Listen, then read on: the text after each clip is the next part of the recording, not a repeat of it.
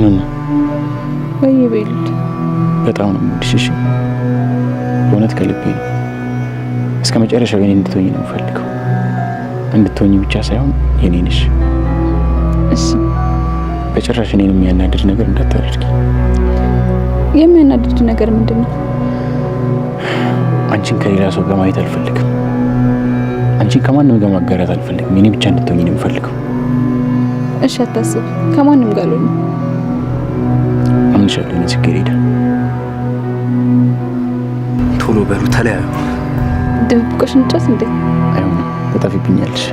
እንዴ ለምንድን ነው የምጠፋው? ህፃን አደረከኝ እንዴ? ነሽ እኮ የኔ ቀበጥ። ዝም በል እባክህ። እሺ አሁን እኔ እቆጥራለሁ፣ ከዛ አንተ ዝም ብለሽ ተደበቂ። እኔ አድርግ።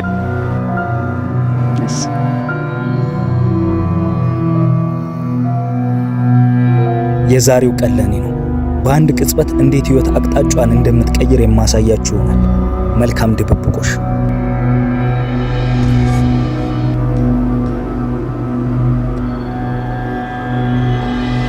ላገኝሽ ነው። በደንብ ተደበቂ። ወደዛ ሄዳል እንዴ? ትንሽ እንኳን አይጠረጠረ። መሬት ቆፍረሽ ነው የተደበቅሽው? እኔ ያለሽው ጽኛለሽ ምሽንዳት ካለበለዚያ አንገትሽን ነው መዘነጣጣልሽ።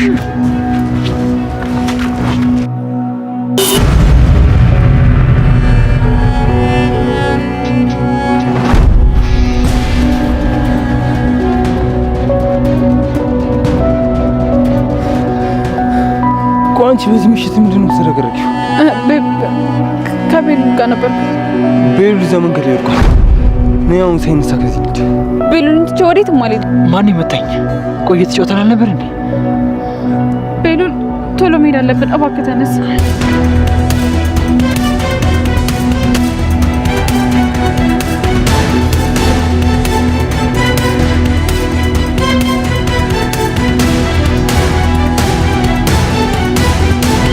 የአዶኒ አስተያየት በስተመጨረሻ ላይ ጆን ከራሱ ጋር ሊጨምር ፈልጓል ማለት ነው።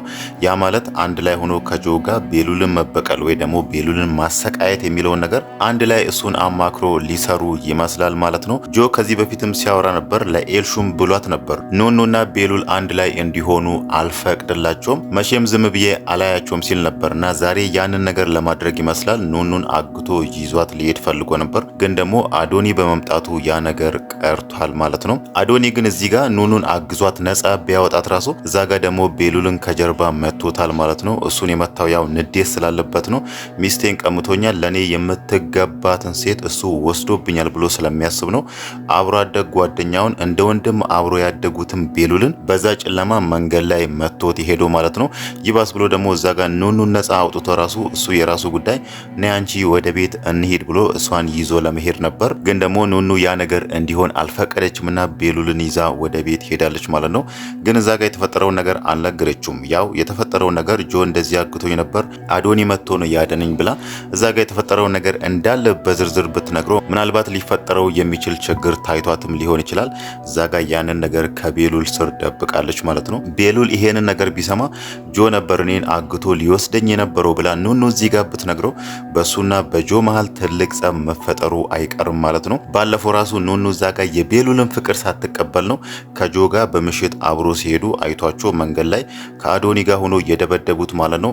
ጆ ደግሞ ያንን ነገር ሊበቀልም ይመስላል። እሱም ምን አገባው ከሷ ጋር ሲሄድ በሚል ይመስላል ኑኑን አሁን ላይ በራሱ ወስዶ ወደ ቤቱ አግቶ ይዟትም ሊሄድ ይችላል ማለት ነው። ግን እንደዛ ቢሆንና ጆ ያሰበው ነገር ተሳክቶለት እዛ ጋር አዶኒ መጥቶ እሱ ያቀደውን እቅዱን ባያበላሽበትና ኑኑን ወደ ቤቱ ይዟት ቢሄድ ራሱ ይሄ ነገር ለሱ ወንጀል መሆኑ የማይቀር ነገር ነው ማለት ነው። ከዛም በኋላ ያለው ነገር ኑኑ እሱ እንደሚፈልገው የሱ ፍቅረኛ ሆና ከሱ ጋር መሆን አይደለም፣ እንደ አዶኒ ለሱም ጥላቻ ይኖራት ነበር።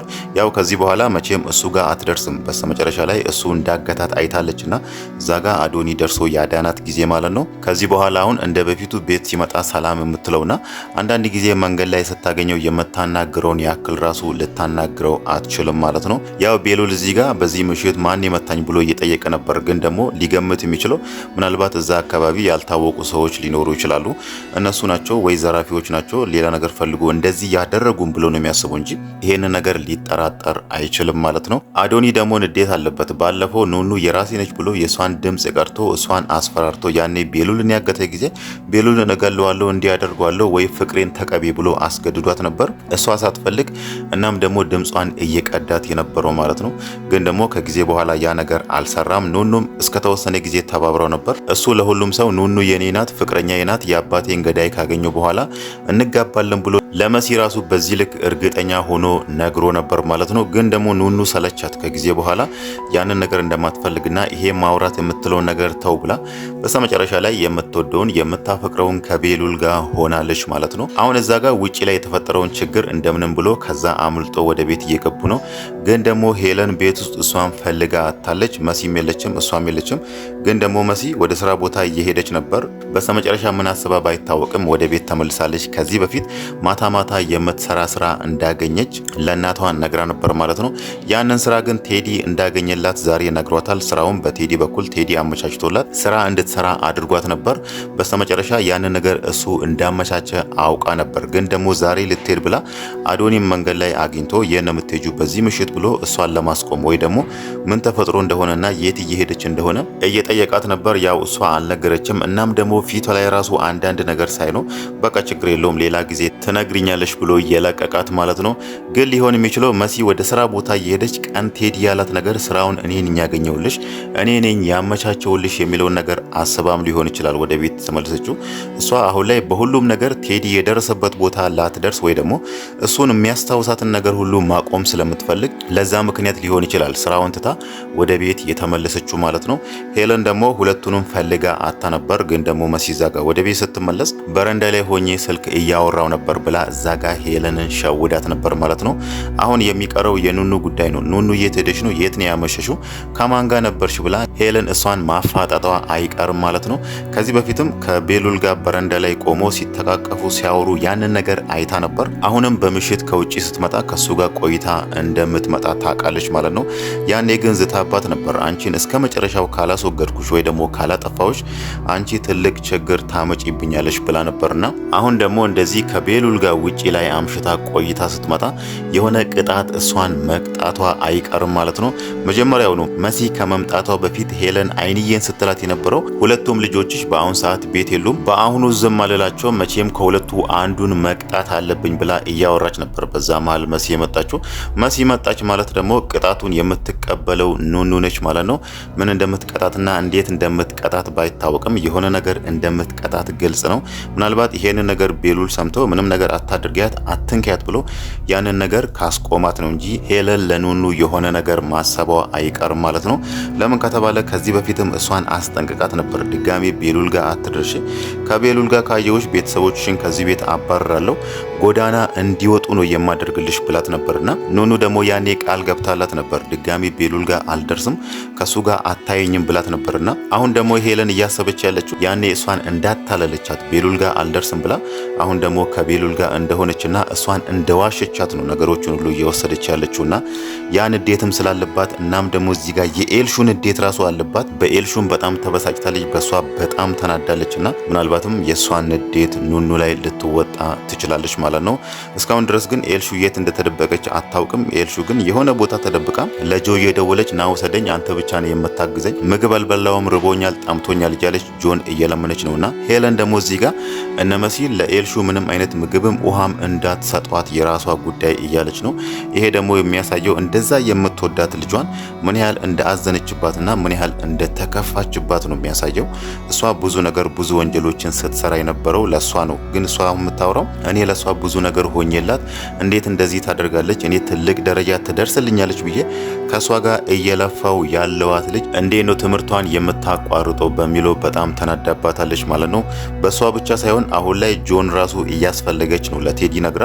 የሆነ ልጅ አለ አብሮን ትምህርት ያቋረጡት ሁሌ አብሮን የሚውሉት ምሽት ብቻ ነው የሚለያዩት ብላ በሱ ምክንያት ኤልሹ እዚህ ጋር እንደተበላሸችና ምናልባትም ትምህርቷን እንድታቋርጥ እሱ ምክንያት ሊሆናት ይችላል በሚለው አሁን ላይ ለቴዲ ስራ ሰጥታለች። ልጁ የት እንዳለ ፈልጋ አምጣልኝ፣ አንገቱን አንቄ እጠይቀዋለሁ እያለች ነው። ይሄ ነገር ያው ለጆም አደጋ አለው ማለት ነው።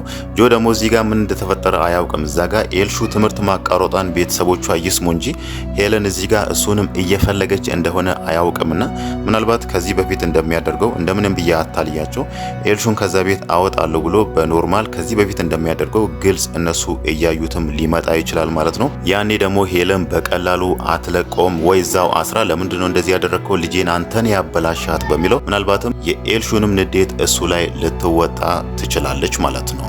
ሌላው ነገር ደግሞ ቴዲ ዛሬ አንድ የነገራት ነገር አዶኒ መጠንቀቅ እንዳለባት ነው። ያው አዶኒ አሁን ላይ ቀስ ብሎ ሁለቱንም እየተከታተላቸው ነው። እናም ደግሞ ዛሬ ለሄለን አንድ ነገር የነገራት ሄለን ከሁሉ ሰው የደበቀችውን ቴዲ የስራዋ ባልደረባ መሆኑን ነግሯታል ማለት ነው። ሄለን ደግሞ ደንግጣለች። እንዴት ነው ይሄንን ነገር ያወቀው? እንዴት ነው ሊደርስብን የቻለው የሚለው ነገር አስደንግጧታል ማለት ነው።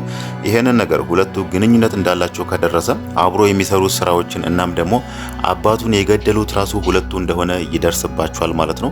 ያው ቴዲ ባይገለውም ግን ደግሞ ሄለን እዛ ጋር ተኩሳ ስትገለው አጠገቡ ነበር። ይሄንን ወንጀሏን ይሄንን ክፋቷን ደብቆላታልና ያው እሱ መሆን የሚታሰበው የሷ የወንጀሏ ተባባሪ ስለሚባል ያኔ አዶኒ እሱንም አንድ ላይ መበቀሉ አይቀርም ማለት ነው። ምናልባት ተቀይረ ወይ ደግሞ ከሄለን ጋር ካልሰራ ወይ ደግሞ እንደምትለው ጥሩ ሰው ከሆንክ ራሱ እስከዛሬ እንዴት ደበከኝ፣ ለምንድነው እሱ ያልነገርከኝ በሚለው አዶኒ ቴዲ ራሱ የሚተወው አይደለም ማለት ነው።